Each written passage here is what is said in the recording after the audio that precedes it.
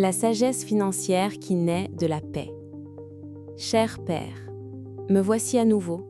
Je ne viens pas devant toi avec une liste de demandes parfaites, ni avec un discours répété pour t'impressionner. Je viens avec mon cœur tel qu'il est aujourd'hui, parfois ordonné, parfois tourmenté, parfois plein de foi, et parfois avec ce nœud à la poitrine qui se serre quand je regarde les chiffres du mois et que je réalise que, humainement, les comptes ne correspondent pas. Cette semaine, toi et moi avons parcouru des chemins que je préfère souvent éviter parce qu'ils font mal ou me font honte.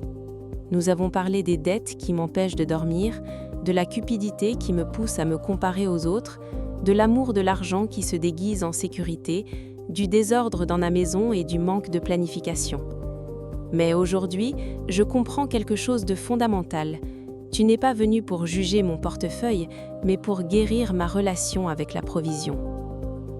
Cette sagesse que tu m'as montrée ces jours-ci n'est pas une formule sèche ni une règle froide. C'est une sagesse douce, pratique et profondément réelle. C'est pourquoi je te demande aujourd'hui, apprends-moi, Seigneur, à vivre avec l'argent sans que l'argent ne vive en moi. Car je reconnais que j'ai souvent commis l'erreur de placer ma sécurité dans ce que j'ai accumulé, et quand cela manque ou diminue, mon monde s'effondre. J'ai cru à tort que ma valeur en tant que personne dépendait de mon solde bancaire, oubliant que ma véritable identité est scellée par ton amour et ta grâce.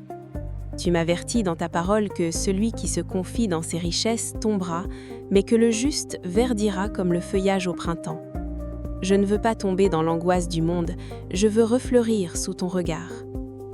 Je veux mettre de l'ordre dans ma maison et dans mon budget, mais sans que cela ne devienne une obsession qui me vole la joie de partager avec ma famille.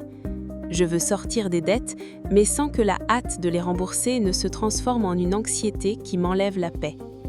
Je veux vivre dans le contentement, non pas dans un conformisme médiocre, mais dans cette gratitude profonde qui me permet d'apprécier ce que j'ai déjà, tout en travaillant avec espérance pour ce qui est à venir.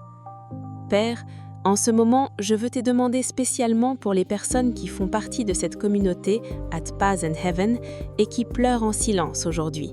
Ceux qui ne savent pas comment ils vont payer le loyer demain, ceux qui ont pris de mauvaises décisions financières et vivent sous le poids de la honte.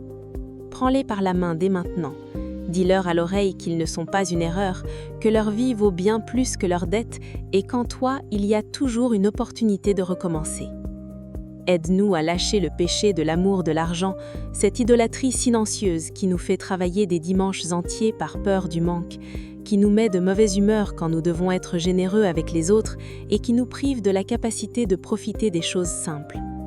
Donne-nous la grâce d'être pratiques sans perdre la paix d'esprit.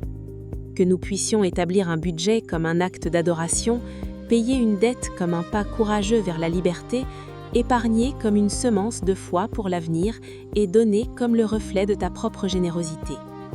Je termine cette semaine avec la certitude que tu pourvois, non pas comme un distributeur automatique lointain, mais comme un père aimant qui sait exactement ce dont j'ai besoin avant même que je ne le demande. Je ne vais pas stresser pour demain, car mon demain est déjà entre tes mains. Je vais faire ma part, ordonner, planifier et honorer, mais le résultat final t'appartient. Merci, parce que cette chaîne est un endroit où nous pouvons dire « Je suis fatigué de me battre avec mes finances » et recevoir ton neutresse de vérité. Bénis chaque personne qui s'unit à cette prière. Donne-leur une idée créative pour leur entreprise, un revenu inattendu ou, par-dessus tout, la paix nécessaire pour t'attendre. Apprends-moi que le meilleur investissement est ton royaume, l'amour et le service. Car au bout de mon chemin, la seule chose que j'emporterai avec moi, ce sera ce que j'aurai semé de toi chez les autres. Amen. Aimez, partagez et abonnez-vous à Paz and Heaven.